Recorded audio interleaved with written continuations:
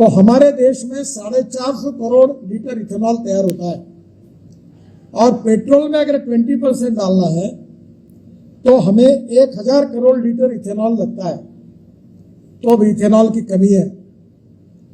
फिर इसके साथ हमारे देश में करीब 8 लाख टावर्स है टेलीकम्युनिकेशन के और वो 400 करोड़ लीटर डीजल यूज करते हैं। अभी मैं कोशिश कर रहा हूं कि ये जो टावर है ये डीजल के बजाय इथेनॉल यूज करे और इसलिए अभी देश में broken rice, corn, food grain, इससे भी इथेनॉल बनता है। नुमालीगढ़ आसाम में बांबू से इथेनॉल बनता है क्योंकि नॉर्थ ईस्ट में बांबू बहुत है। तो वो बांग्लादेश को वहां पाइपलाइन गई है नुमालीगढ़ से। तो वहां के एमडी मुझे मिलने के लिए आए, तब मैंने उनको कहा कि आप जो पेट्रोल बांग्लादेश भेज रहे हो उसमें 20% इथेनॉल डालो बांबू का, तो नॉर्थ ईस्ट के किसानों को काम मिलेगा। बांबू काटेंगे, ट्रैक्टर के ट्रॉली पे रखेंगे और आपको पहुंचा देंगे, तो उनकी परिस्थिति सुधर जाएगी। और बांबू ये ग्रास है। बांबू की भी बड़ी इंटरेस्टिंग कहानी है कि बांबू के बारे में फॉरेस्ट वाले बांबू तोड़ने की परमिशन नहीं दे रहे थे और ये मैं बहुत कह के थक गया। फिर एक दिन मैंने प्रधानमंत्री जी को कहा कि आप मीटिंग बुलाइए और मीटिंग बुलाने के बाद सब फॉरेस्ट के अधिकारी आए। तो मीटिंग के शुरुआत में मैंने प्रधानमंत्री जी को कहा कि मुझे 5 मिनट का टाइम दीजिए, मैं इनको कुछ सवाल पूछता हूं। मैंने उनको इतना ही पूछा कि बांबू ये ग्रास है कि प्लांट है? तो बोले ग्रास है। तो मैंने उनको पूछा कि ग्रास तो घास है, तो उसको तोड़ने के लिए सरकार की मदद लगती है क्या? बोले नहीं लगती। फिर बोले तुम बांबू के लिए क्यों मांग रहे हो?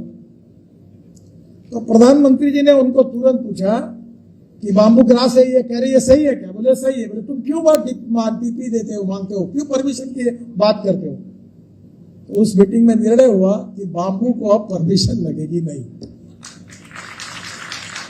ये कर्नाटक में एक भीमा बांबू है, वहां के किसानों ने 200 टन तक प्रोडक्शन निकाला। 2 साल के बाद बांबू का उत्पादन मिलता है। तो मेरा पहला आपसे सुझाव है कि आपके खेत में और वेस्ट लैंड में आप बांबू लगाइए। और अभी हमने एक मशीन तैयार की है कि बांबू से 3 mm से 20 mm के टुकड़े होते हैं। यूरिया आया है, नैनो मिश्र खाद आया है और ड्रोन पे ऊपर स्प्रेइंग करने से हमारी बचत होगी। अब मैं ट्रांसपोर्ट का मंत्री हूं और आज मैं बताऊंगा आपको, तो मैं सोचता हूं कि किसानों के फ्यूल पर ही ड्रोन चले। तो हमारे देश में जो ड्रोन है वो लिथियम आयन बैटरी पे चलते हैं। अब लिथियम आयन बैटरी की कॉस्ट है $150 पर आवर पर किलोवाट। तो हमारे ड्रोन की कीमत 8.5 लाख है। और इसको अगर फ्लेक्स इंजन पे अगर कन्वर्ट किया जाएगा, तो मैं आज फ्लेक्स इंजन के गाड़ी में बैठकर आया हूं। गाड़ी है इनोवा टोयोटा की, और वो गाड़ी जो है वो किसानों ने तैयार किए हुए 100% बायो इथेनॉल पर चलती है, 100%। और वर्ल्ड की पहली गाड़ी है जो इमिशन के यूरो 6 नॉर्म को पूरा करती है। मैं इसलिए उस गाड़ी में आया कि मैं आपको दिखाना चाहता हूं, जो मुझे कहना है कि हमारा ये जो फ्लेक्स इंजन पर अगर ड्रोन तैयार हो जाएगा, कोशिश चल रही है, तो ड्रोन की कीमत आएगी 4.5 लाख रुपए और हमारा इथेनॉल जो है वो 60 रुपए लीटर है। तो मेरा आपसे सुझाव है कि पहली बात, एक बात तो ऑर्गेनिक फार्मिंग करना है कि नैसर्गिक खेती करनी है या फर्टिलाइजर को केमिकल को यूज करना है, इसे नहीं करना है। इसके प्रयोग आप लोग सब करके देखिए, पर जब तक पर एकड़ खर्चा कम नहीं करोगे तो फायदा क्या होगा? मैं जब स्टूडेंट था तो हमारे यहाँ H4, H6 और वरलक्ष्मी करके कॉटन की वेराइटी थी। तो मुझे बहुत अच्छा कॉटन हुआ। उस समय मैं 25-30 साल के पहले बात कर रहा हूं, तो 1 लाख रुपए का कॉटन हुआ। पर जब मैंने फर्टिलाइजर और इंसेक्टिसाइड का हिसाब किया तो 85,000 रुपए का खर्चा हुआ।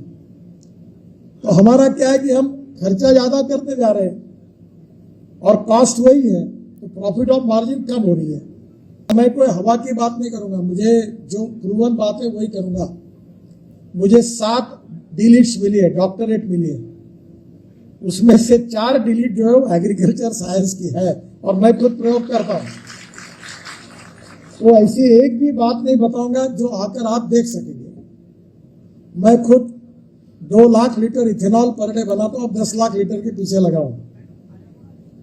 तो पहली बात ऐसी है कि हमारे देश का इंपोर्ट बिल 16 लाख करोड़ का है। ये फॉसिल फ्यूल जो है, पेट्रोल, डीजल, गैस, ये हम इंपोर्ट कर रहे हैं। मेरा जो आपको सुझाव है, जो मैं 2004 से लगातार बोल रहा हूं, जो अभी लोग समझने लगे और मान्य करने लगे, वो ये है कि diversification of agriculture towards energy and power sector. अब मैं मंत्री हूं इसलिए मुझे जिम्मेदारी से बोलना पड़ता है, पर मैं आपको एक बात नम्रता पूर्वक कहूंगा कि गेहूं, चावल, मक्का और गन्ना, ये सब लगाने से हम उतना धनवान नहीं बन सकते, क्योंकि मार्केट का रेट जो है, सरकार हर साल 1.5 लाख करोड़ स्पेयर कर रही है, खर्चा कर रही है एमएसपी को देने के लिए आपको। अब क्या हुआ, मार्केट प्राइस कम हुई और एमएसपी ज्यादा हो गई। हमारे यहाँ तिलहन के भाव, गेहूं, चावल हमको कभी कभी सरकार को खरीदना पड़ता है।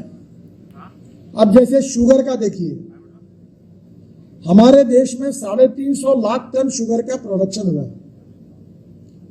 हमारे देश की रिक्वायरमेंट है 280 लाख टन, और देश में पुराना स्टॉक था वो 70 लाख टन था, यानी 140 लाख टन सरप्लस है। और ब्राजील में शुगर का भाव आता है 22 रुपए किलो, और हिंदुस्तान में जो शुगर बनती है उसका रेट देने के बाद उसका रेट आता है 32 रुपए किलो। तो वर्ल्ड मार्केट में हमारी शुगर कौन लेगा? तो बांग्लादेश से लेकर नेपाल तक हमारे आजू बाजू के भी लोग शुगर ब्राजील से इंपोर्ट करते थे। अब शुगर वाले क्यों हंस रहे हैं? क्योंकि ब्राजील में ड्रॉप पड़ा और वहां का शुगर प्रोडक्शन कम हुआ, इसके कारण हिंदुस्तान में शुगर को कीमत मिली और वो भी उत्तर प्रदेश में पैसे नहीं मिलते थे। कहां से मिलेंगे? 100 रुपए का रॉ मटेरियल खरीदी किया, 25 रुपए का प्रोसेसिंग कॉस्ट लगाई तो 125 रुपए हो गए, और फिनिश प्रोडक्ट की कीमत 105 रुपए आएगी। तो कोई धंधा यशस्वी हो सकता है?